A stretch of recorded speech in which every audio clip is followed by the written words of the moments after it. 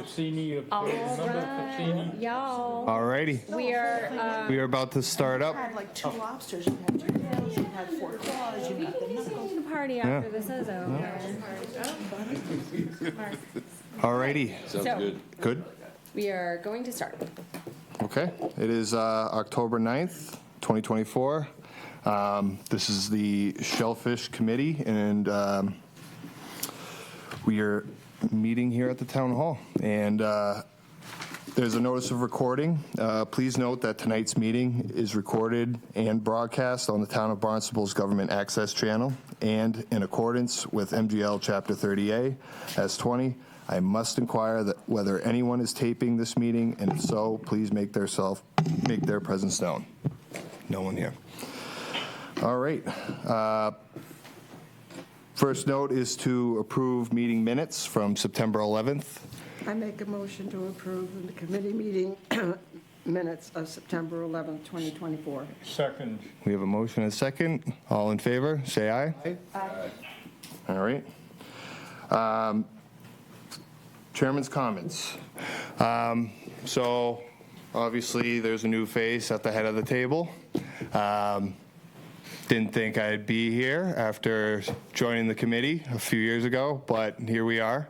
I got some big shoes to fill, and I mean, the reason why I offered to take over was because, you know, this meeting is important. It has, you know, huge effects on what happens with our town as far as, I mean, we're in a blue economy between aquaculture, the rec program, it must, I mean, biggest in the state, you know, and especially with projects and, you know, taking care of our shorelines, I do think it's very important. So I'm glad to take over, but wish me luck, and I'll need help. It's going to be rough to start, but hopefully I get it down sooner rather than later. But firstly, we want to celebrate Stuart, and if Chris Clark could step to the microphone. She has something to say. Thank you very much. Councillor Gordon Starr is the liaison to the Shellfish Committee, but he wasn't able to make it today and asked me to deliver some comments. So the town of Barnstable appreciates the contribution that Stuart Rapp of Cotuit has given to the shellfish community in our town as he steps down from having served as the chair of the Shellfish Committee for 33 years. Appointed in 1991, Stuart served on the town's Shellfish Task Force during some volatile years decades ago when there was tension between some commercial shellfishermen and town natural resource staff. The final act of the Shellfish Task Force was to recommend to the Barnstable Town Council that the town establish a standing Shellfish Committee, which it did in 1994. Stuart has served as its first chairman and has done so until September 2024. Over the years, he led the Shellfish Committee's discussions and deliberations on behalf of the town's shell fisheries, contributing to sustaining the value of these treasured natural resources, both commercially and recreationally. He has spent countless volunteer hours to maintain and improve our shell fisheries, not only during monthly meetings, but also at his office, hosting visitors who have brought issues to him outside of the regular meetings. Under Stuart's leadership, the Shellfish Committee has worked to protect and preserve the ever-shrinking shellfish habitats within Barnstable due to the proliferation of docks and piers in shellfish growing areas and the increased pressures from their shared use of our limited water sheets. He worked to support efforts to maintain good water quality in Barnstable's embayments and shellfish growing areas from which shellfish can be harvested and consumed safely, raw or cooked. He helped to guide, support, and regulate the emerging aquaculture industry that in the early 1990s had very few commercial aquaculture farms to the current 51 aquaculture farms encompassing 158 acres in Barnstable. According to the latest Division of Marine Fisheries annual report in 2023, Barnstable is the top producer of farmed oysters in Massachusetts, with nearly 13 million oysters produced and yielding a reported value of over $7 million in 2023. Also, Barnstable is the second highest producer of farmed quahogs in the state, producing nearly 2 million pieces in 2023. The expanded shellfish industries over the time that Stewart has chaired the Shellfish Committee have provided dozens of good local green jobs for these small businesses and supported industries like the shellfish hatchery producers, gear suppliers, fish markets, and restaurants not only in Barnstable but also nationally. Stewart contributed to the deliberations that make recommended changes to the annual Town of Barnstable shellfish regulations, bringing his perspective as a lifelong recreational shellfisher. He supported the sustainable management of the commercial wild fisheries, knowing that our commercial shellfishers provide valued quahogs, oysters, scallops, and other shellfish species for treasured culinary food. And he faithfully produced agendas that led the Shellfish Committee monthly meetings for 33 years. Although Stewart continues to serve as a member of the Shellfish Committee, since he has recently stepped down as longtime chair, we recognize his decades of volunteer service and dedication to the management and growth of Barnstable's shellfisheries at this time.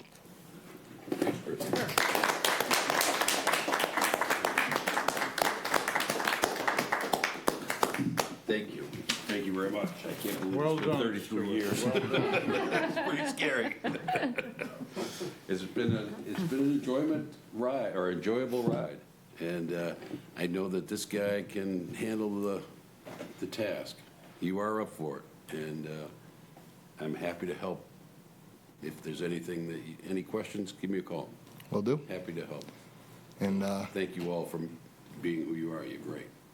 Thank you for your service. thank you. So, please. On to the next one. Natural Resources Report. Amy?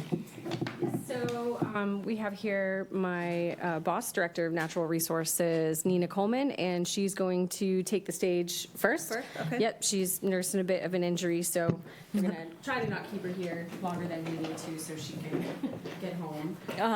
Yeah, I'll probably make it. I'm doing good. Thank you. Second meeting in a row. It's lovely to be here, and I wanted to be here for your accolades, Stuart. Thank you for all you've done for the town of Barnstable and the Shellfish Department. Once it's all read out on like that, it really starts to add up, and it's many years of that. So I did want to take a minute to bring before you an idea that staff and I had about our shellfish team. So as you know, for the propagation team, we have Liz Lewis, our biologist. Her salary does not come out of the revolving account, but our technicians come out of the revolving account. And again, the revolving account, I spoke to everybody about this last meeting. Our revolving account is where all the shellfish fees go into. And then we use that money to buy propagation gear and pay for staff and pay for the trucks and all that. So at this stage right now, we have 2 shellfish technicians. And you've been noticing probably that we're having a lot of turnover. So some of the names have been, it's been Ben, it's been Devin, then Ryan, and Ryan just moved on. So we have these 2 positions, and I want to, and they're both open right now to be hired. And so what I wanted to bring before this committee is an idea of beefing those positions up so that we can attract and retain qualified staff. So what I'd like to do, we have one, what's called a grade 7, and that's a year-round technician. So that would have been your Devin, who reported to everybody. And also Ben was the grade 7. The other position is a grade 6, and it's a permanent part-time. In other words, it's 9 months a year. And it's really not, a sustainable position at this point, living on Cape Cod. So what I wanted to do, since our Shellfish Revolving Fund is doing so well, and we had just talked about raising fees, so we're going to continue to do really well, I'd like to convert those positions to 2 grade 7 year-round positions. And so I sat down with staff and I was like, well, what is it that we need? How can we justify, or what additional services can we provide with having 2 staff members year-round?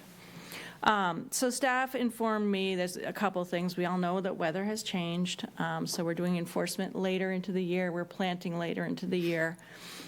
The other thing that we brainstormed, and I'm really excited about this idea, is we want to take the winter to bring shellfishing to the students, to our Barnstable students. So we would have the opportunity with these extra staff members to go into our schools, teach shellfishing classes, bring them out into the field, kick around in the intertidal zone, look at cool stuff. I don't need to tell you, a lot of our students are not doing this. I've been really shocked about how few of our students, particularly in the underserved areas, are not even getting to the beaches. So we want to get the young people out there. We want to have them crack open an oyster and look at the different parts and go do some beach combing. So I wanted to create a new program through our revolving account. Now, our revolving account has a number of missions. It's propagation, but it's also education. So I thought that would fit in really well. So I did the numbers. So basically, in order to bring, instead of having the two positions, one as a full-time year-round and one as a 9-month a year, the change in amount of money is only 16 grand a year. So it seems like it's small peanuts to bring both of those positions up to be equal and start doing some outreach. So I wanted everybody's opinion on that. I need to speak to you guys, I need to do the money, and then I would need to go before the town manager and float my ideas as well. Okay, anyone with comments? I have some questions. All right, Candy? Yes, Candy? So I'm a retired teacher, so Yay. I had that idea, while you were talking, I'm like, Yeah. well, this would be great with the schools. So questions I have, what age group were you thinking? I think all age groups, I really do. I think there's something really to be said for the young kids.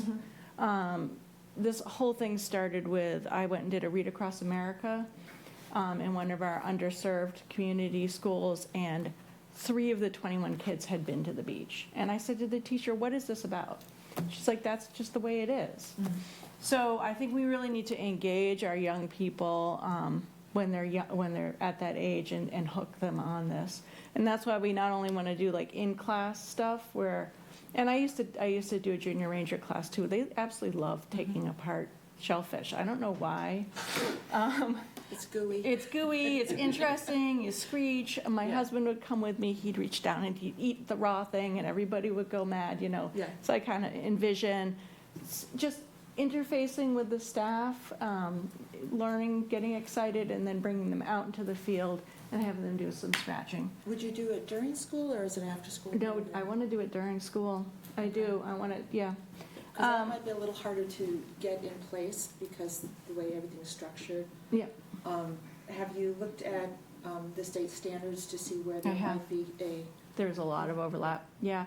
I'm doing quite a bit of, we just got a $2.8 million grant for Sandy Neck, and part of that's outreach, so we can just layer onto this. Excellent. And I want to look at, too, for your reduced, these are just spitballing ideas, but for your reduced family permits for folks that maybe have other needs, and try to get those folks involved, get them out there, look at more shellfish opportunities in the Hyannis area, of which we don't have much. So I kind of want to just start building on that concept. Maybe create like a lending library of the tools that they need, so that. That's an excellent idea. Because otherwise, that's expensive. But if they could borrow it and bring it back. Right, or a lending library. Some of the libraries could even do a shellfish permit. Yeah. So there's a lot, this is just the beginning of something that we can keep layering on every year, but I was really excited when Sounds like staff an brought it excellent up. idea. And it's not something that our division and department is not unfamiliar with. Sandy Neck has run junior rangers successfully for decades.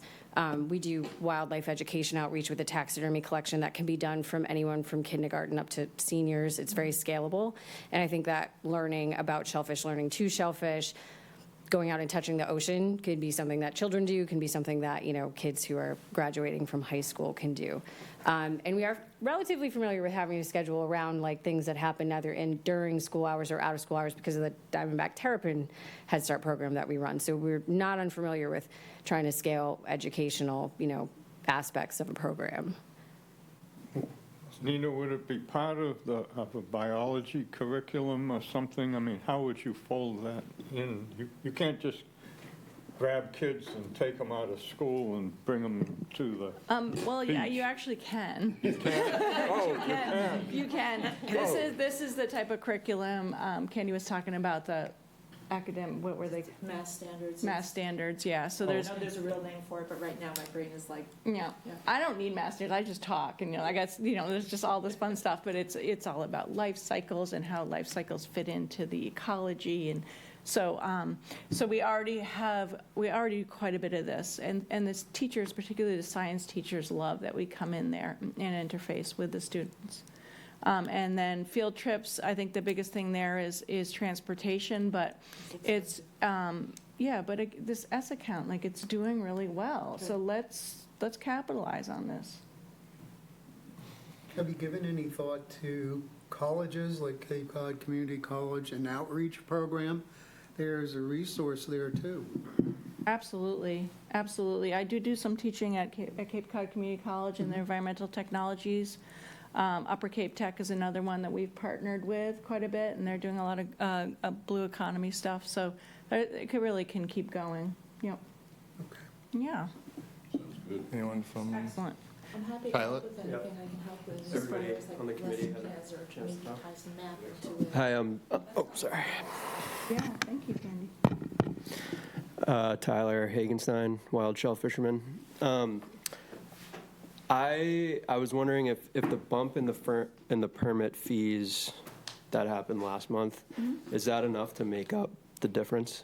Yeah. And then some? To be clear, though, but that has to go before the town manager, so Yeah. they're not approved yet. Yeah. I think I wrote down, I couldn't Well, find it. just you know. Yeah, do I have the right book? I do. 22,500 was the estimate that we would get from that bump. But the S account that's is good. already doing well. Yeah. So there's that, and then I was going to say, well, we did bump it up a little bit, but I feel like we could bump those permits up even more.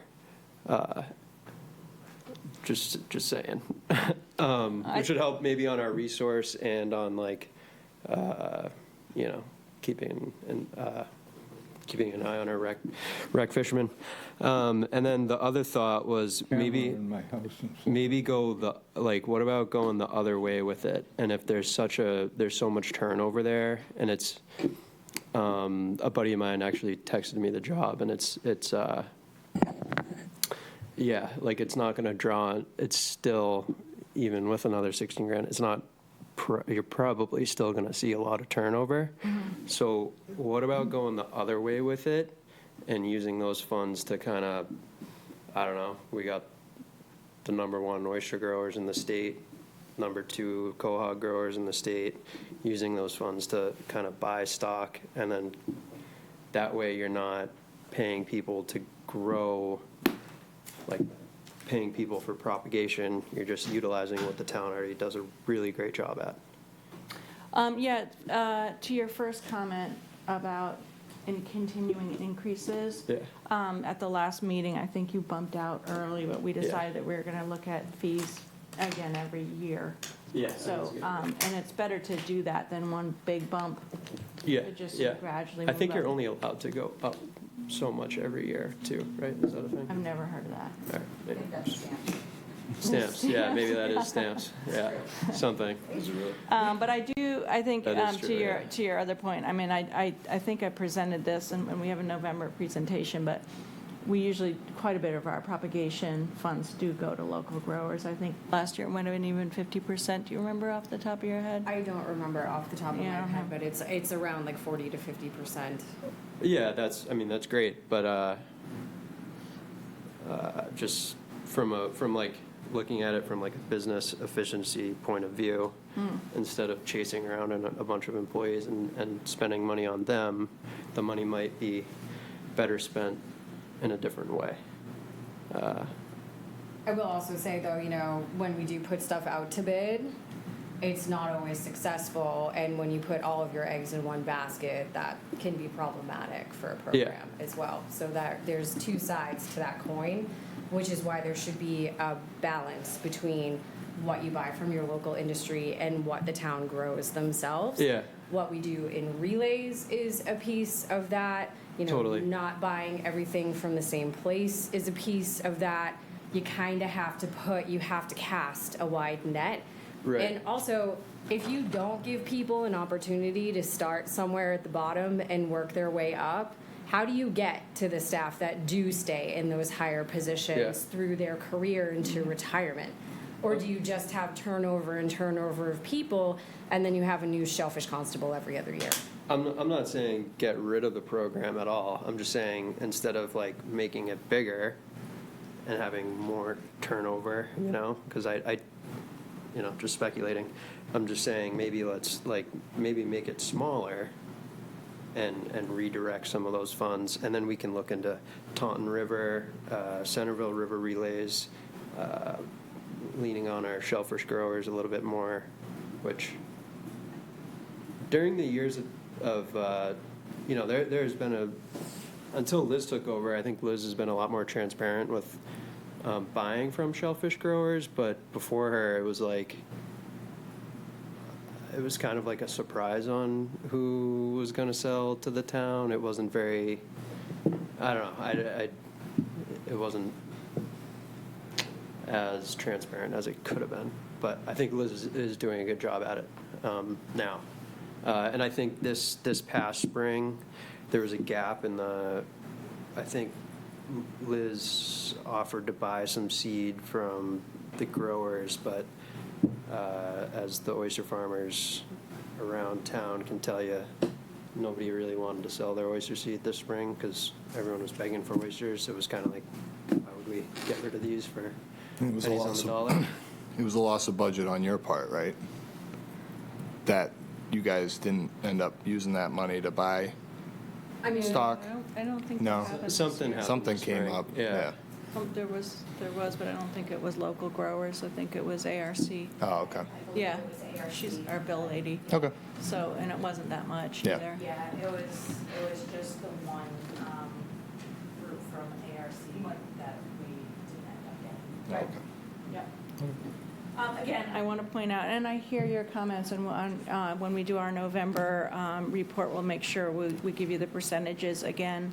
But I just want to remind everybody that is part of our mission is education per the revolving fund when the town council set it up. So I think you can run the program many different ways, but this is how we're running it and how we want to proceed is to have this balance of education and propagation.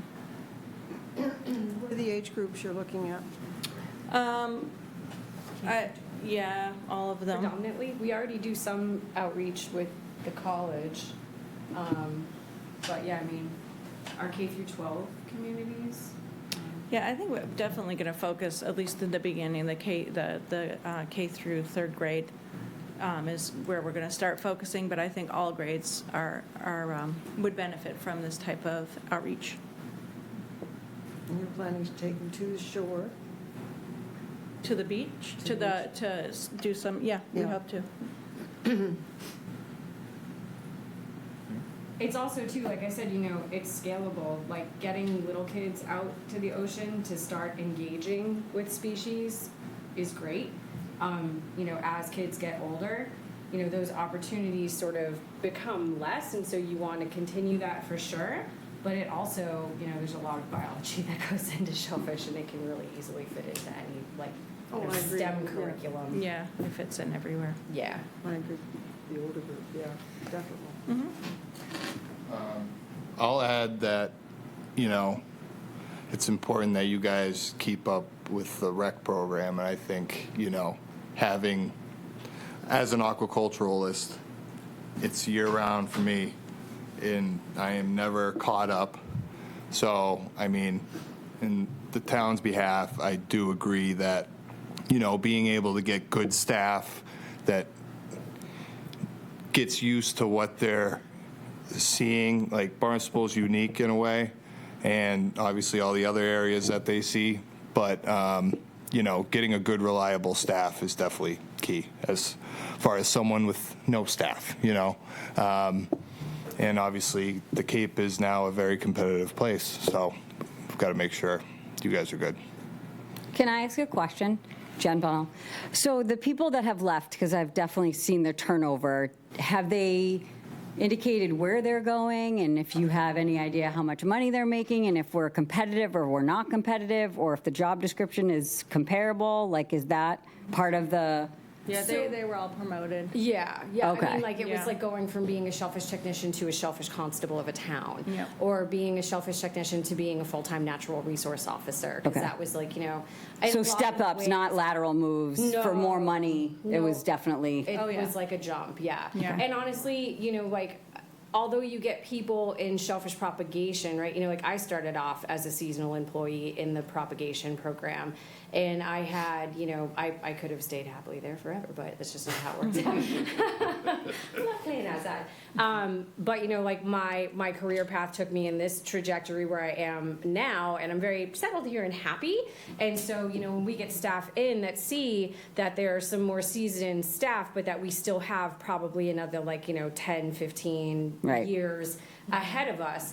If this is the kind of position that they want, then, we would expect nothing less than for them to look Right. at other employment opportunities, because they want to also build their careers. Yeah. They're where I Correct. was at when I was 24. All those years.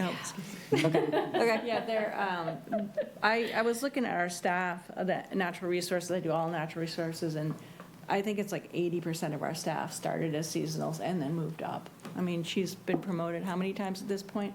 So it's really important that we have those lower grade places where the good seasonal folks can get into a job. It's still hard to live here on the Cape. Yeah, for sure. It's almost like you need housing. Yeah. And then that person develops for a while, and a good example of that is Ryan, who just became a natural resource officer. It's all part of the process of moving people up. Yeah. How Gotcha. much potential is there to move up? Because I think that greatly influences if someone stays or not. We have 7s, 9s, 11s. And is it, does someone have to leave before they can move up? Or- We've actually been really lucky. We've created some new positions over the last few years. I think natural resources is doing really well. Good. But a grade 6, 9-month a year, we're not going to be able to keep anybody in that. They can make, Yeah. at Trader Joe's. All right. Anything else? Think we're good? Yeah, I'd love a vote on that, if that's possible. All right. As far as the bump, Supporting the idea of making, it would be supporting the idea of having 2 grade 7 full-times. okay. Yep. I recommend a motion for 2 grade 7 technician employees for full-time for natural resources. I'll second I recommended the motion, so, that. I recommend. Motion. yep. I'll make a motion that we accept that and vote on it. This is Did I say that right? very strange, I know. the way it's going, Yeah. but, all right. You'll get used to it. There you go. Do I have a second? I'll second All in favor? Say aye. Aye. All right, we approve. Thank you. All right. I'm going to hang out, Cool. see what happens. All right. So I guess we're on to the meeting part. Propagation? Yeah. So we have the monthly propagation report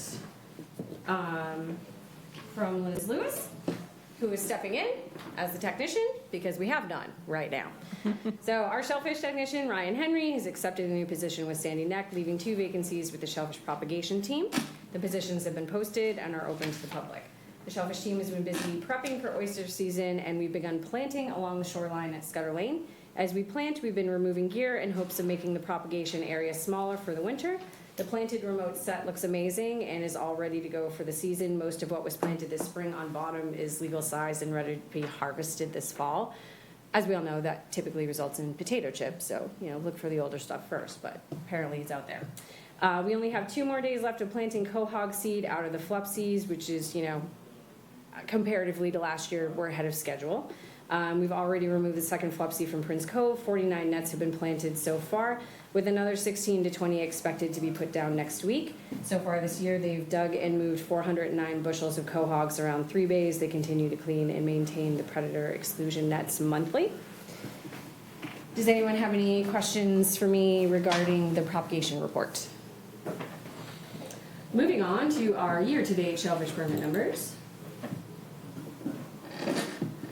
We have here, we're starting to balance out a bit more. We are a little less than 100 behind where we were last year, which over recent months I had mentioned I anticipated us getting closer to the normal number as oyster season approaches. So far this year we've sold 2,923 permits for a total of $147,220. Comparatively, 2023, there were 3,102 permits sold. And we're still a couple weeks away from oyster season, and I imagine once I send out the new notices that I don't have with me today, they're not quite posted online yet, will be another bump in permit sales. We open up oyster season on the 6th of November.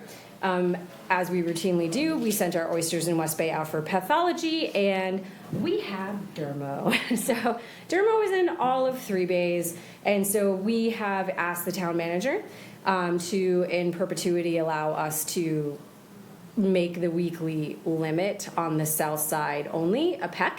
So that way we're better ensuring that those animals that we raise are getting removed as quickly as possible every year. The intent over time is to just have the limit town-wide be a PEC, but we're sort of easing into that transition. So for right now, combined total will be a PEC. So if you go to Scudder or Harris Meadow and you get a half a basket, you can go, if there's still some left at North Bay or Bridge Street in the recreational area to the right of the landing, you can get another half pack, or you can get a full pack per week on the south side, and that'll be upcoming Wednesday, November 6th. Does anyone have any questions about the numbers? Okay, so next we have our dry dragging management plan for 2024-2025. So it took me, unfortunately, a really long time to go through all of the concerns, complaints, issues, maps, all of the things that go into trying to figure out where we're going to allow dragging and not allow dragging. Obviously, dragging cannot take place in a recreational only area. It cannot take place in a relay area. It cannot take place in an aquaculture licensed site. And it also has to take place in areas where there are enough water and where there won't be conflict interests with other user groups, i.e. other people who commercially fish that do not have access to a drag. So I went through this, for example, is a depth map of Shoestring Bay, and then another map of Shoestring Bay that kind of shows where the deeper water is. It's an aerial view. Of course, the area is closed right now, so it's a little muddy. But also shows where all the moorings are and where the boats are and where the piers are. And then this is our open area map that kind of details where the recreational only areas are. And I did this for all of the areas on the south side of town. So it took a while. It's messy. It's really messy. I'm still working with GIS to have official maps drafted. But essentially, these are going to be where we're in red, where we're not going to be permitting dragging this season. So you can see we've removed the recreational areas. There's a relay area here. There's also a lot of workable area from foot and for long rakers. I used kind of the same methodology that we did for mooring area closures in certain places where it's from the shoreline out to the end of each dock. And then beyond that is relatively deep in some areas, in some areas not, like, there's not a lot of water in Papaneset Bay, for instance. But leaving these areas open to the potential for dragging this year. We're leaving the Superior River off the table. We may decide to, come spring, do another pre-spawning turn up of bottom, but that's yet to be decided. This is focused strictly on Papaneset Bay and Shoestring Bay based on areas that are accessed by the recreational fishery areas that are targeted for stout razor clams by people who are pumping. So kind of trying to allow the dragging to take place in areas, but trying to manage the user group conflict as best I can. Amy, this is dry dragging. For but cohogs specifically. From a boat. Yes. And how are you going to, how are people going to identify, are you going to have lawn numbers all over this So in chart? in some areas, it will be a pretty straightforward line where we just put markers out.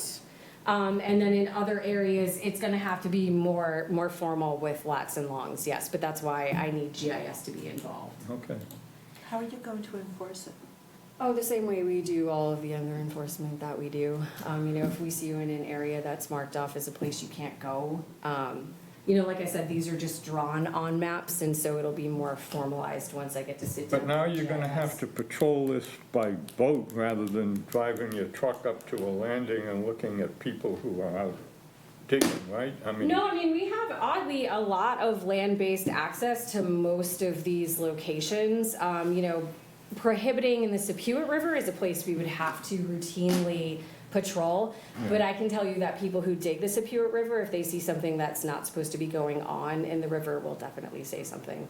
There's a lot of people who don't hesitate to be their own eyes on the water when it comes to that sort of thing. So this is a map of East Bay that kind of, is largely open, but keeps the area that we had planted for rec people off limits. And also kind of addresses the really sort of shallow areas and areas that I've seen a lot of long raking taking place. This, although sideways and upside down, is Hyannis. This is where we already have a large swath of no boating allowed because there's a lot of eelgrass in here. And then, along the shoreline here, out basically to the docks and where there's area that people may choose to go by foot. But largely open in Hyannis. And then this one also is sideways. And then Katuitt Bay. Katuitt Bay is messy. But Katuitt Bay looks messy because there's a lot of relay areas, there's a lot of aquaculture areas, and we're not allowing the Sepuit River for this year. There's also areas that people like to pump for soft shell and also dig cohogs, so I'm also applying the, from the shoreline to the tip of every pier. We've already been enforcing from the shoreline to the tip of every pier with the recreational fishery for the past 4 years for mooring area closure. So it's definitely doable. I've had to do it already. It's not unattainable, and I think is still, we're working on what this future fishery will look like. I need to petition the town manager to do an emergency order, the 60 days that he can make a change in the management plan of the shell fisheries to allow for higher limits in a dragging fishery in Cape Cod Bay and in Nantucket Sound. Looking at the maps out there, it's pretty straightforward where there's enough water to drag and where there's not. And I think, there's going to probably be a prohibited area around Oregon Beach where we know we have splotchy patches of eelgrass. But other than that, this is kind of where the direction we're moving in terms of this. It's not lost on me that it's difficult to dig by hand. People who have done it for a very long time end up with very damaged bodies. This is a way to invite the use of the boat in lieu of your back, and also is working towards a fishery. There may be a point in time where it's outside my time frame, but before all of the sewer is done, before we see a change in water quality, we still see on the daily habitat degradation and water quality, interesting water quality. So there may be a point in time where the fishery is outside of the embayments largely. And I think building this framework is gonna take a while, but I think we're moving in the right direction. So you're kind of giving up on any chance of eelgrass ever being restored in these areas, obviously. I'm not giving up, but if you keep churning up the bottom, you'll never get it to grow. So you are giving it. the reality is that, they did extensive studies on eelgrass restoration that have gone have gone nowhere. I know, it's So they difficult. said focus on protecting your existing eelgrass, which is what we're focusing on. I think you'd have to see a large change in more than just bottom turnover to see eelgrass like pop back up in Katuitt Bay again. I mean, you go out into the mooring area that's next to Katuitt Oyster Company. How far out can you walk before you start sinking into? Yeah, I know, I know. Eelgrass is not It's gonna, like dry drag or not, eelgrass is not coming back to those areas, unfortunately. It might even help it from an agricultural perspective. It could in some areas because it does, like, you know, it's good for like bottom turnover and like, I guess not recruitment isn't the correct word, but like settlement of different types of grains of sand. Sure. Which could be, but then you also have like the green crabs and the turbidity and the algae and all of these other things that eelgrass doesn't like. You know, part of the reason we see splotchy eelgrass the further out you get from the protection of the jetties at Hyannis, you need to think about those ginormous ferries that go tooling in and out of there every day and tell me that doesn't cause some tumultuous water, you know? So anyway, that's where I'm at right now. I will be sending these very basic maps out to the wild fishery, more just for their commentary rather than because I'm gonna plan on changing any of the decisions that the town has made at this point. You know, our department knows where we want to go with it, at least for this year. And it's going to be different every year because it's a rotational type of fishery. It's also something that more or less people could become involved in. We also don't really know what's out there in the Sound or in Cape Cod Bay in terms of this fishery. So it could be like, wow, this is amazing, or man, this isn't worth all the work that we've put into it. Question? So the people who are allowed to dry dredge would be just commercial fishermen, or can it be a rec? No, it couldn't be a rec fisherman. Not just really, commercial. yeah. I mean, for a peck of So you have cohoes. a commercial license. At least like with scallops, you know, we recreationally allow small dredges because you can get up to a bushel. But yeah, I don't think anyone's gonna like purchase a small quahog drag to get a pack of quahogs every week. Is It there a just doesn't special seem feasible. license to drag? There is not currently, but as the fishery moves forward, it could be like an endorsement. There are some towns that have endorsements for that fishery. And would you cap it? Well, I mean, there's only 47 people in the fishery and barely half of them use their permits on a regular as is. So I don't think that would be necessary. And currently, how many boats are out there? Currently, none, because it's an off-season thing. That's the other thing too, is like moving forward, if there is a viable fishery out in the Sound and Cape Cod Bay, you know, it's gonna stay seasonal in our embayments because when we're in season, there's no place for dragging to happen. Sure. But outside of that area where there's, you know, potentially less user group conflict, if it proves to be beneficial, it's something that we could allow to happen in those areas year round. Will it make Thank it, you. sorry, Nope. is it going to, how will it affect the bottom? Will it change the So there- topography at all? There are studies that have been done that show that bottom turnover is good, and oftentimes if you're using a quahog dredge, you're tapping into areas that are otherwise not getting turnover at all. So it definitely can be beneficial for seed recruitment. And there's no risk of smothering quahogs in adjacent areas from all of the mud and stuff that's, because I know when we permit piers, one of the things everyone worries about is disturbing the bottom because we're gonna blanket the existing shellfish with stuff and they'll smother it. But this seems to be a much more serious issue, I don't know.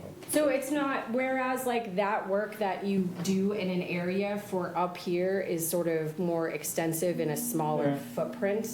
This takes place like in a sort of shorter time frame over a larger area. So, you know, impacts wouldn't be any worse than, you know, when we allow subtidal pumping for softshell clams, which we still have a relatively decent fishery for, and that's been a regulation for since before me anyway. Yeah, more than 33 years, yeah. Out of curiosity, if you decide that this isn't something you want to do after you've started it, can you stop it? Yeah, I mean, so right now, it's a management plan that stemmed from a pilot program. We don't have formal regulations in place.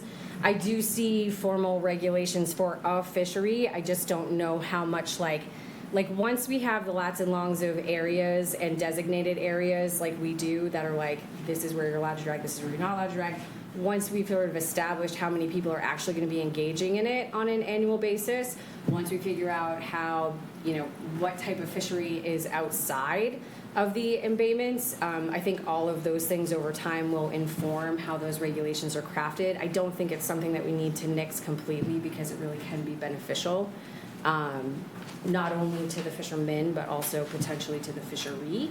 And I also don't see our wild fishery growing beyond where it is right now. I don't think it would be sustainable to have more than close to 50 people in the fishery. Tyler? Just to ease your minds, we've done, I mean, there's been multiple presentations, and the whole reason that this dry dragging thing came of interest was because in the places it was done, we saw prolific seed recruitment. So it's not destroying anything, it's actually rebuilding. So that's why the wild fishery has been excited about this. And then as far as the stuff that goes on outside the embayments, I can go buy a hydraulic cohog dredge state permit tomorrow and start doing this tomorrow. So we're just allowing our town fishermen to do it. So there's no, so just so you know. Thank you. Any other questions? Okay, so on to growing area updates. So, November 1st brings a swath of openings. Water quality pending for literally all of them except the Scudder Lane recreational area, which is a town management closure. So we will, hopefully, water quality pending, have North Bay opening on November 1st. I've been counting boats. We're getting close with the Bridge Street mooring area. I'm confident that by November 1st we'll be able to open in time for oyster season over there. I had them leave the town landing mooring area closed for November 1st because there's just still a lot of boats in there, and I don't think we're going to meet the November 1 deadline. The only thing we're water quality pending on is North Bay itself. So hopefully this is what the map will look like come November 1st. And in a perfect world, everybody pulls their boats out of here tomorrow, and then I can open up that area November 1st as well. Hyannis, water quality pending and mooring area pending. Interesting. So here, in this conditionally approved area of Lewis Bay, we're closed to water quality until at least November 1st, but then we also have a mooring area closure here. And while we're getting closer to 20 boats, we're not quite there. So even if water quality passes effective November 1st, if I still have more than 20 boats in that mooring area, I have to keep it closed. The Hyannis port, like the yacht club mooring area closure, we're teetering right around 30 boats over there right now. So I'm relatively confident that by the time November 1 rolls around, we'll be able to lift that closure. And at the very least, if we can't, just like with Bridge Street, I think it's justifiable to say that people aren't sleeping on their boats at the end of October and just lift the mooring area closure. And that's something I'll be willing to go to bat with DMF for if need be. Mill Creek, Kebney Lane, the little baby scallop nursery. We don't know where they go or if they go anywhere after they grow up or if they just all hang out in there and then die. But water quality pending, Mill Creek will open up November 1st. And then we have Shoestring Bay, the conditionally approved area of Shoestring Bay that's currently closed, all in there. She'll hopefully open November 1st. So a lot of water quality pendings, some mooring area pendings, but November 1 tends to be like, I should say October 31st, is like tends to be the busiest day of posting that we have for openings. And then May 1st, of course, is our busiest for closures. Does anyone have any questions about area maps?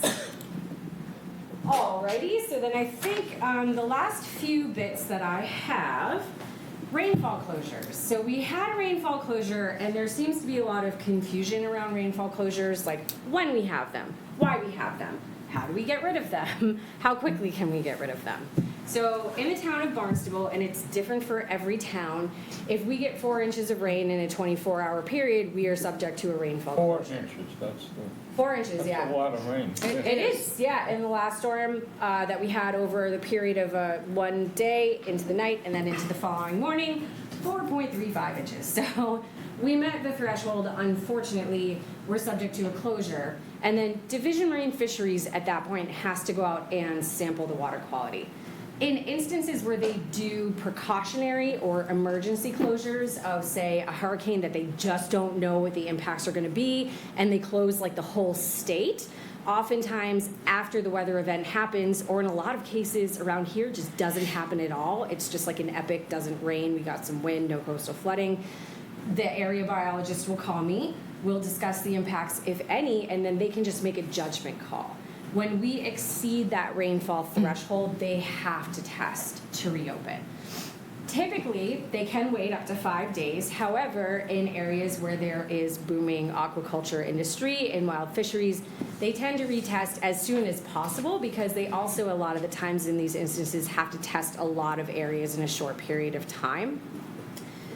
They have to run those through the lab, testing for fecal coliform, areas that are suitable to reopen. If the area fails, which is what happened in Barnstable Harbor after our first round of testing after this first storm, they have to go out and test again. Questions were asked about the areas that they go to test, and essentially it's a mad dash of area biologists to get all over the areas of the state that they need to reopen as quickly as possible. So it's places that they can access by foot, and it's places that are indicative of the worst conditions following a storm. So for instance, in Barnstable Harbor, that's Scudder Lane. So for that reason, there were questions that were asked. Well, technically Scudder Lane is designated as a different growing area than all of the rest of Barnstable Harbor. But the only reason it's designated as a different area because Division of Marine Fisheries wanted to absorb it back into CCB 31.0 to make their lives more easier. I denied that request because it's a designated shellfish, recreational shellfish area, and where we have had in the past commercial harvest from said recreational area, I want it to have to go on a tag in order for it to be sold legally because any wild harvester has to sign an affidavit when they get their transaction card stating that they will not commercially harvest from a designated rec area, which then makes that enforceable when it happens. So that's kind of the quick and dirty. Our process for the emergency closure is as follows. We have robocall for our growers and for our wild harvesters. We used to, when I first started, have to call people, and to call that amount of people to try to effect a closure immediately takes a day and is not effective immediately at all. Robocall, much more effective. They can opt in for text, they get a phone call, they get an email, it's out there. We also have our online tool, Links Log, in which I can send a massive emergency email out to about 4,000 emails of a recreational fishery to let them know that this closure happens. We post in the field at every shellfish information board and at the landings that people will access by foot frequently but that don't have shellfish information boards. And then we use those same methods to reopen areas. And in recent years, it's been much more efficient and much more effective.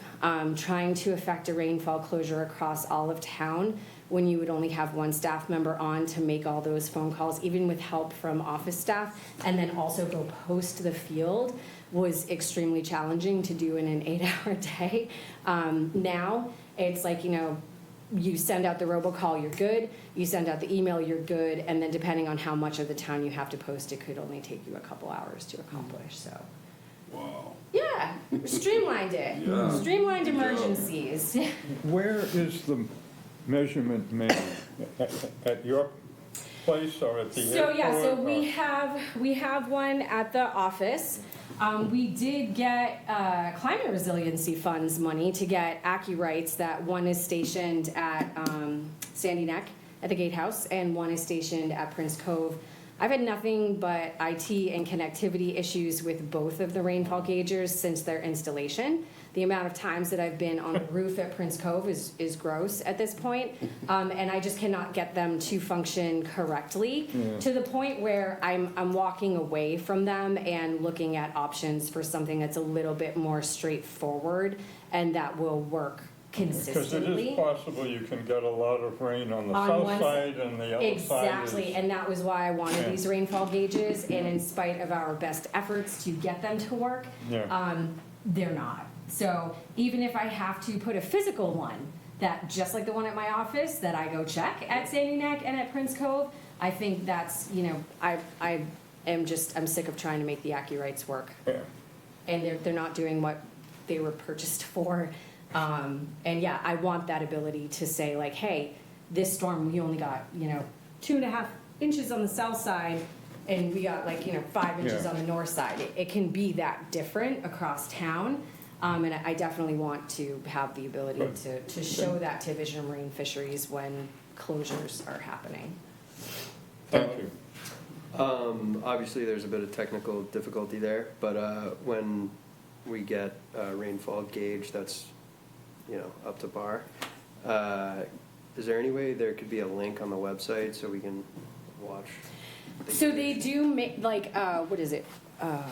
Wonderground, right, I think? Yeah. Makes ones that, you install them, they go right to the website. I have no problem with that being publicly available to everybody, Yeah, I'd love to stay up all night and watch the gauge. Yeah, I know. Yeah, you should have. That last storm, I was on the phone with them and I'm like, we've already had this much rain over, I think it was we were at it was, I think 3.65 at 1 o'clock in the afternoon. And I'm like, I'm off at 4. If you could, it's not stopping raining. I think we have a problem. Yeah. So yeah, I do the same thing. It's nerve wracking. And then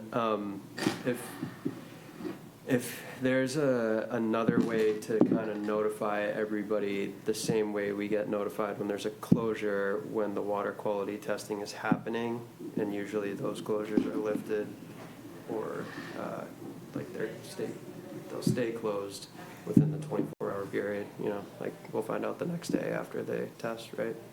So, that's the part, it's difficult to, they usually limit you to a certain amount of text Okay. when you're putting out those robocalls and emergency notifications. Okay. Which is why I always put in there, if you have a question, call me. Yeah. And you do, people do. They want to know, okay, well, when does the sampling happen and when will you know? That's a very popular question. And I take the time to answer those calls and text messages. And You do a fantastic job. I don't see any way to really streamline that any further. if you I just can't send you guys a novel in a robocall, unfortunately. If there's a way to notify us or post a link on the town website or something that says, hey, they're testing today, because the shell fishery has evolved from when these rules were made, where it's like, oh, the closure's lifted, go dig clams. Now there's, scheduled deliveries and talking to dealers, and there's kind of more that goes into it. Yeah, I mean, unless I also, shadow the IT department and they give me permission to make changes to the website, I have to send in a web request for anything to be updated on the website. It doesn't really happen on that type of emergency level. I don't know how active everyone is on social media, but that is something that I could ask the communications team to put out on the town's Facebook or something like that. Okay. If that's something that you guys look at. Probably not so much Facebook, but something, I don't know. Yeah, it's Maybe kind of Facebook, I Facebook guess, is yeah. the thing. It would just be nice to know when they're testing, just so Yeah. you can, So just keep asking. yeah. Just Or text me. I'll just call you. Yeah, just call me, text me, ask me, because, Yeah. they tell me when I ask, that's one of the first questions I ask is okay, we're closed, when are you going out to sample? Because I know that that's a question that I'm going to be asked. I'd And love then to I get know, there next depending year. on the time of day, I've actually learned this one, so I don't have to ask. Depending on the time of day, if they can get the samples back up to New Bedford before 1 o'clock, then you're likely to have results Okay. before the lab closes for the day. If they don't get them up there before 1 o'clock, you're likely to not have results until the following day, which tends to be somewhere between the 10 and noon of the day area. Okay. Pretty much nothing we can do. Can I ask a super quick question about the Scudder Lane situation? Because we all know that Scudder Lane has a massive hill and everything rolls down. And I know they're going to on foot, but is there, like, you can also get to Millway by foot and there's a lot more water flow there and you can get to the end of Problem is that Kevanee. they have to take those samples from areas that would be indicative of the worst case scenario. So going to Millway is not the worst case scenario because it gets that flushing. So that's Division of Marine Fisheries protocol. I'm sure there's. So they just say, when we test Barnstable Harbor, we're going to Scudder Lane, that's final. They go to Scudder, yeah. Okay. That's their protocol for that area. Are dogs allowed at Scudder right now? You know what's interesting is people always bring that up to me, and I see, obviously I walk that shoreline a lot. People do walk their dogs there. Largely they are on leash, and I've had property owners reach out, I've had aquaculturists reach out. I've not seen animals defecating in that area and not seen somebody pick it up. We also now have a regulation in town that requires you to have a vessel to pick up your dog's poop while you walk it on leash, which is also required. Sounds like there's something there. Is that overall or just shoreline? The whole town. Whole town? Yeah, it's a dog regulation. Your town is not on your property, and it's not swimming in the water. It needs to be on a leash, and you've got to have someone to pick up its poop. I like it. Does that work for coyotes too? Yeah. We have It does coyotes not. that constantly poop on my driveway. I have one that likes my front lawn. We should definitely talk about the bird problem Yeah. at this time of year too, so let's I don't know if let's not anyone saw forget about that. amazing picture in the Cape Cod Times of all the birds that are staging in that area. It is a massive migratory area, so it it's is a not massive surprising problem. when you have like that much rainfall and a bit of coastal flooding that you see what is probably birds sticking around 100%. rather than one or a few tides. Yeah. It's gross. Okay. We also, which is pretty crazy, I had been approached about a green crab bounty program, which I knew nothing of. Yeah, but it does exist on the North Shore. What happened was the towns had sort of come together and reached out to the legislatures, which then levied for an earmark for DMF to set aside a certain amount of money. Towns set aside a certain amount of money, and they are running a green crab bounty program. At the time that they started it, 40 cents a pound. It's something that DJ and I have been talking about and that we're sort of looking at like opportunities for it, if any. But the first sort of step for me in this process is to, since this program has been in place for over a decade on the North Shore, is to see how many towns are still participating in it, how many people are participating in it, and what, if any, successes have you seen from it before we would commit to doing anything like that. But it's something that I find very interesting and potentially promising, because it seems like more and more people are getting letters of authorization to put out green crab traps, and with a bunch of, mild winters, I can see why. We're just not seeing the die-off that we would normally see in a harsh winter. So that's something that's kind of like on the back burner. I have a Mass Shellfish Officers Association meeting on October 24th where I plan on bringing that to the membership to see, like, is this something, that Cape towns would be interested in, like, approaching our legislators about as like a whole, as an entity, or is this something that perhaps maybe we would just pursue as an individual municipality? So you'd bring your crabs into a weigh station, like at Like a deer at the check office station, and right, or something? Yeah, Yeah. exactly. I mean, that would work, and they Yeah, weigh them. it's kind of like, we pay people $40 a bushel to remove contaminated quahogs when we do quahog relays, so, there's definitely some sort of opportunity there. We just have to figure out in what capacity. Yeah. Just an idea. You take them when you When I you get have them. no idea. This is very much an infancy stage idea. Add it to the long Yeah, file. but there is somebody, so there's eat a some? guy who has, You can't eat them? he's got a letter of authorization and has like 50 to 60 traps out in Barnstable Harbor, and he has a friend that's looking at like the potential uses of them, similar to what, you and Jake had looked into with the sponges for fertilizer, because I mean, their shells are calcium carbonate, so, Why not? yeah. Maybe they'd make good conch bait. There Instead is of grinding up, there is a Flusher market for crab. them in the tautog fishery. So, but like Oh, they're, yeah. I feed them to my chickens, so it's, I mean, Wondering about Yeah. feed. yeah. Chickens will eat anything. So you just Yeah. toss them in there and they go right after them? Yep.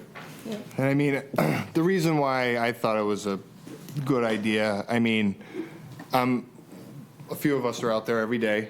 We see, just this population of them exploding. I mean, the last hit they took was, must have been 4 or 5 years ago now.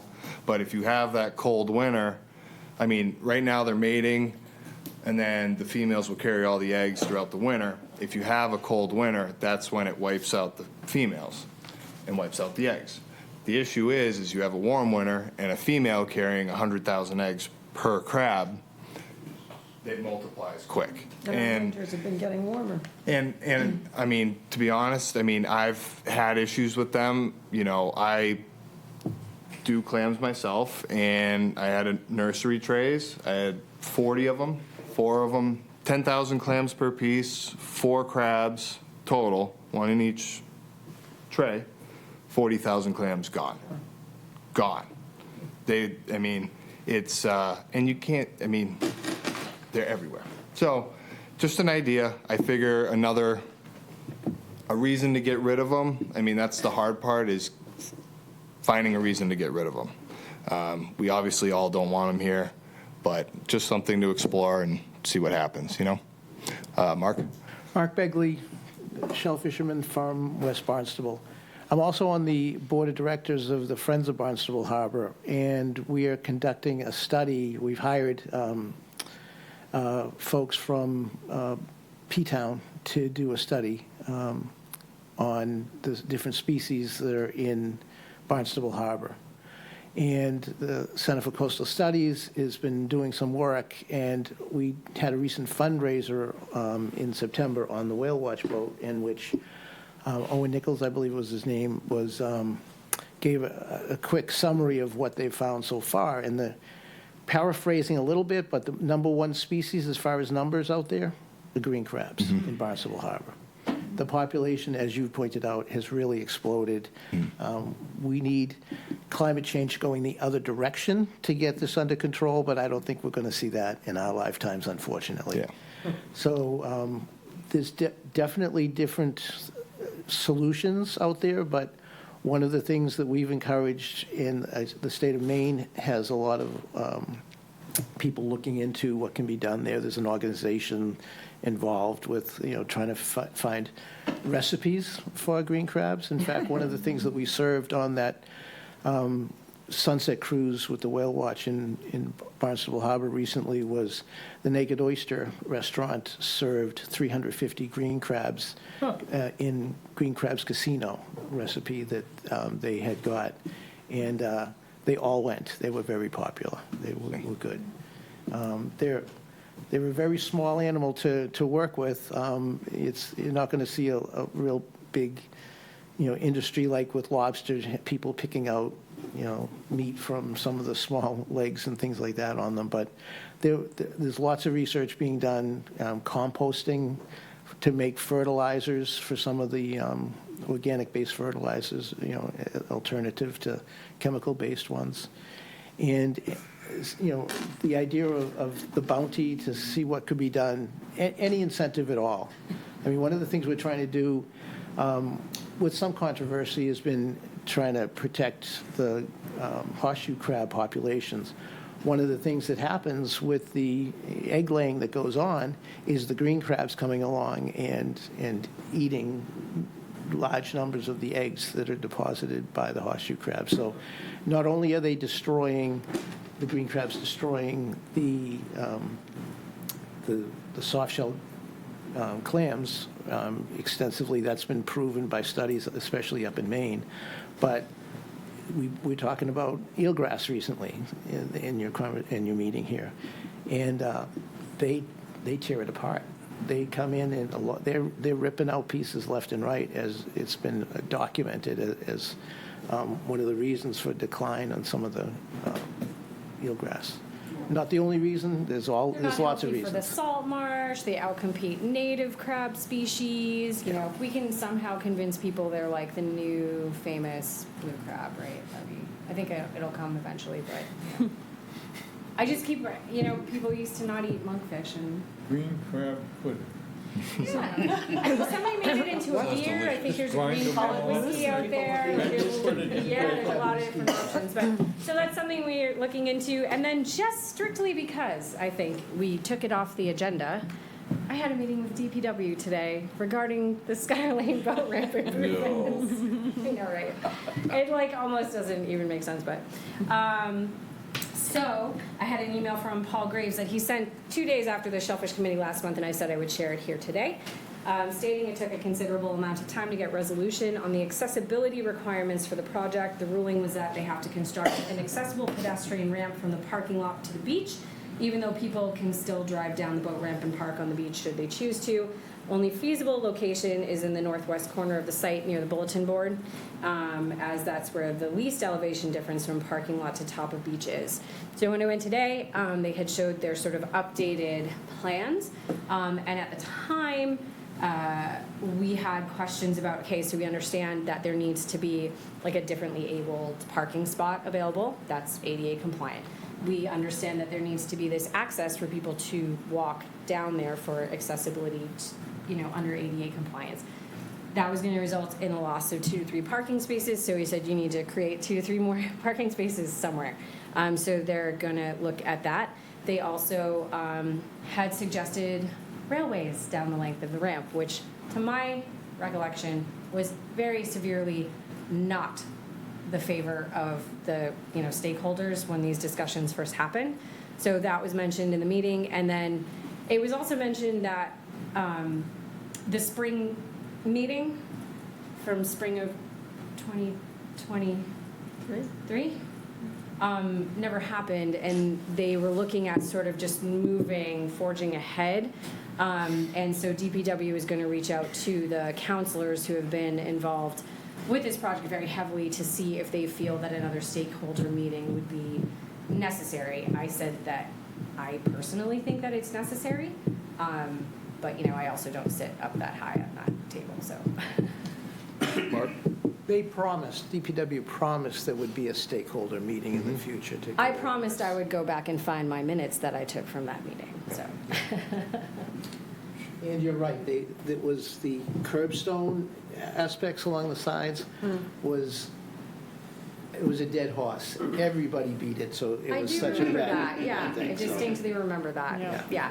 So that happened, so I actually had a Scudder update today. There you go. Should we include a water quality testing spot? Filtration area? I don't think there's anything we can do about it. All right, anything else? I have nothing That's else in it. terms of natural resources correspondence. I think we've corresponded about basically everything. Yeah. Oh, Mark?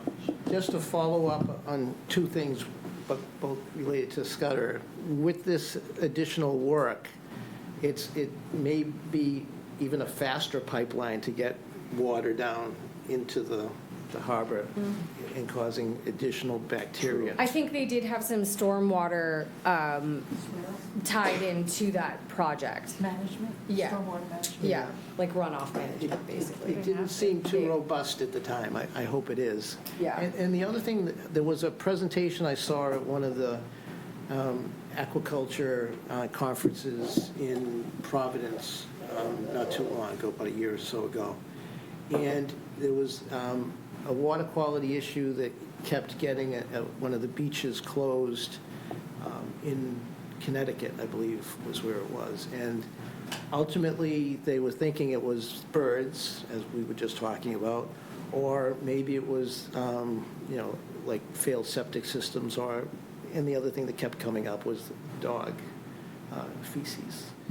And they eventually just decided, let's do some sampling, not just look for coliform, but trying to identify which species is the culprit. And they found that all of these closures that kept happening was indeed people walking their dogs and not doing what they should do as far as picking up after themselves.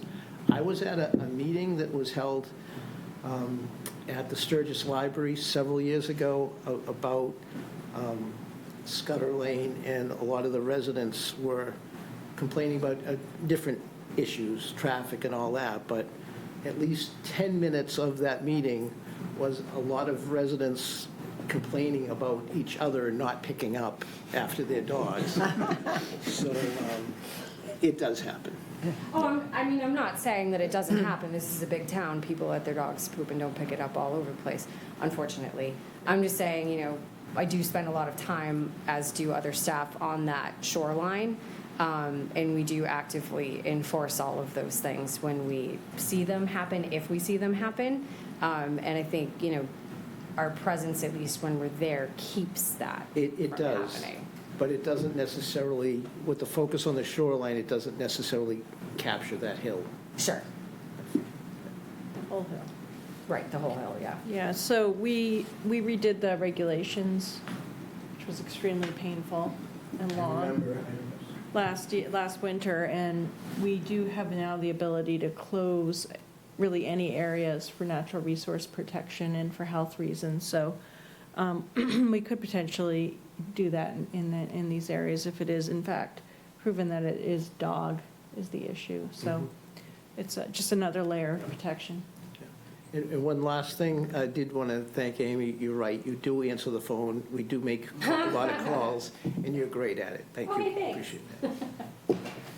All right. Anything else? All right, let's move on to upcoming renewal and transfer hearings. We have one for license site NG 13 from Stephen Bunnell to Matt Bunnell. And what's your report? My report is Jen is here, so Yep. I'm going to let Jen talk about this transfer and application, because it's so rare that people actually show up to speak on their own behalf. I contemplated not coming, but I was like, oh, I'll just speak for both of them. Obviously, you can read everything that it says. This is just, after the regulation changes, it just made sense for us to do this, because Matt's dad isn't really involved in our business. And so it just makes sense where we can now do a total of 4 acres to have Matt have these 2 acres. Obviously, they're separate, I understand that, but yep. So that's pretty much the change. Yeah. So it's a total of 1.86 inches. Jeez. Acres. 1.86 acres. I've been talking too much today already, as you can tell. The mean low water depth of 0 feet and a mean high water depth of 10. Sand with a layer of silt in the existing bottom conditions. There's no natural existing shellfish there, but obviously it's an active aquaculture site. They're doing oysters, soft-shell clams, quahogs, other indigenous species. No other species will be cultivated. The oysters are grown in bags on trays, nets on bottom. Hard shell clams to be bottom planted, nets for predator protection. Harvest by hand rakes or light mechanical. Predator control plan is possible, nets over clams. It's not their sole means of support, and they do employ other people outside. And because even though they're existing aquaculturists, all transfers are considered a new application, they're only eligible to ask for 5 years to begin with. So this is the letter from Steve to the town manager requesting the transfer to his son. And then this is the site in question in Barnstable Harbor. Natural Resources doesn't have any opposition to this transfer. This is part of the reason we made this regulatory change, was to address this concern of some of our growers. They do want to consolidate in that way. Some of them, like the Bunnells, have a licensee who is, getting up in years and doesn't really actively participate in it anymore, but because of the acreage constrictions, we're sort of having to keep that licensee in order to keep their farm operational. So we have had 2 more transfer applications come through that you guys will be reviewing next month. Dave Ryan is also consolidating a bit, and this really is, what we had intended this regulation to be used for, so it's nice to see people taking advantage of it. And, just as side mention, Jen was the first one to take advantage of the floating oyster pen permitting through Army Corps that now DJ has just applied for. So we now have a second floating oyster pen that can be implemented. It's probably the coolest thing, one of the coolest things we've done. It's a game changer. Really. Game changer. To not have to put everything on lines and yank them up, it's Pretty jealous of that. Yep. It's, well, Catch them. You can just have it built to catch them. yeah, just, it's pretty straightforward. I can walk you through it. And the bird deterrent's a game changer too, because the birds became a situation in September. Yeah, I will also say, that's something that I forgot to mention to you, is that you will have to get an amendment to your propagation program and your permit and have like a bird deterrent program, like a management plan put into that. Okay. I stopped and talked to Rachel Hutchinson, who works for Cooperative Extension today, and they had actually done some laser bird deterrent studies, I think out in P-Town. They were asked to not come back to that site, but I think it's kind of an interesting thing that I might, throw out to Chris Gargiulo to see if he's interested in trying in Katuitt Bay, because it seems like they had success with it. And bird deterrence, people are they're giving it the beans. They're throwing everything at it in places where there's more floating aquaculture, and limited success on a number of things. Dave Ryan told me that at their site in Washburn, they hire seasonal employees to be the bird deterrents all day long, which is intense. But you have to have that plan in place in order to continue having floating gear. So. It gets that bad. So anyway, back to this application. Natural Resources has no Chairman, if objections there's to no it. more discussion, I would make a motion that we approve the transfer of site NG13 to Matthew Bunnell. I will call it. All in favor, say aye. Aye. Any opposed? All right. That's that. Thank you. All right. Next, we got proposed coastal project at 183 Bay Shore Road in Hyannis. Yeah. So this notice of intent came in later in the day on the 7th. I got it electronically yesterday and sent it out to everybody. The project itself is relatively benign. There were just a couple of things that my office will, have questions about. Namely, it's the method that they're basically stating that, like, when they do the dredging, they're also going to remove any shellfish are there and somehow magically store them somewhere else and then bring them back and replant them themselves. I love that you're making that face, because I was making that face also when I was reading that, because I'm like, yeah, that's not exactly how that works. So we will be providing that feedback. Obviously, Liz hasn't had an opportunity to do a survey of the area. The hearing isn't until the 29th. I don't think it's something that we're going to have opposition to, but we do want to have that piece of it addressed for the whopping, 9 cohogs they found in the 66 plots that they dug around the area. But still, the point stands. And it's also mentioned no mention of natural resources involvement in the pre-construction meeting, which we don't allow that to happen. So we'll be weighing in on those options, but otherwise it's 1 foot of dredging around an area that's had, some sand buildup over the years and replacement of a boat lift and ramp. It's relatively straightforward. We've seen that before, and other people that want to do work around their docks where they bring it up. It's come before this board before. Yeah. Yeah. Obviously it's probably because they want a bigger boat. Oh, yeah, of course. But Well, they say it has filled in. yeah, and they showed some evidence of that, but they're only, it's a foot of Right. dredging, which really isn't It's not egregious. It's not like we want to do this so we can put, like a ferry in there or something. How do you approve this without Knowing. and leaving open the door for what you need to do? Oh, so it's not necessarily that the Shellfish Committee approves or doesn't approve of any application. It's just you look at the application and then you decide as a committee whether or not you want to contest it on behalf of the fishery, on behalf of the habitat. So I'm just telling you that my department will likely not take any massive issue with this project. In and of itself, it's relatively benign, but that we will want to have those types of things addressed. And then once Liz does her survey and puts her comments together, I'll share them with you guys. And if you see those comments and then get really riled up, then you can elect to have a special meeting where you can decide to write a letter of malcontent to the commission on behalf of the committee through DJ. Or, the committee can show up in the actual, hearing and state your opinions at that time.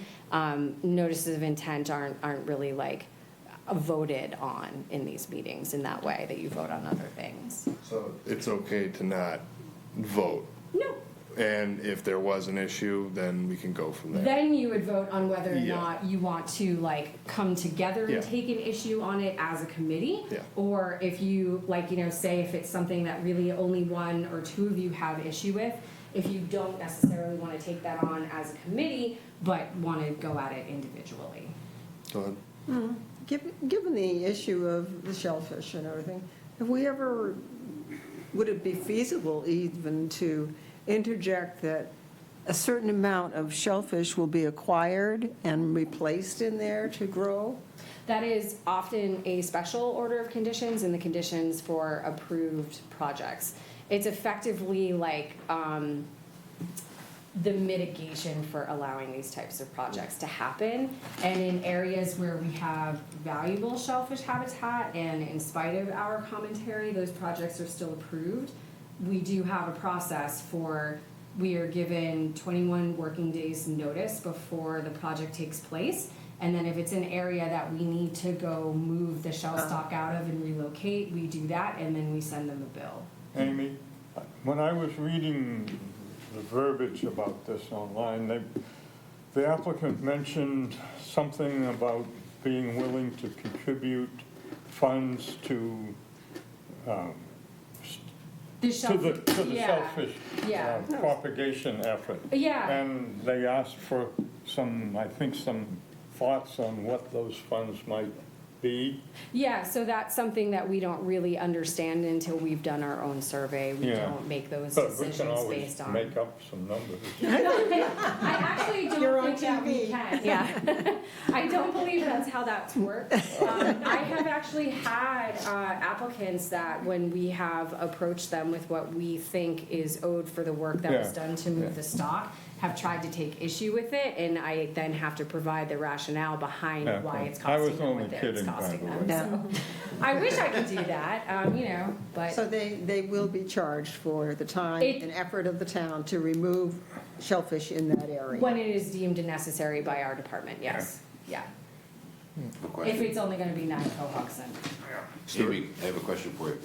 Did you offer WRS an opportunity to appear tonight?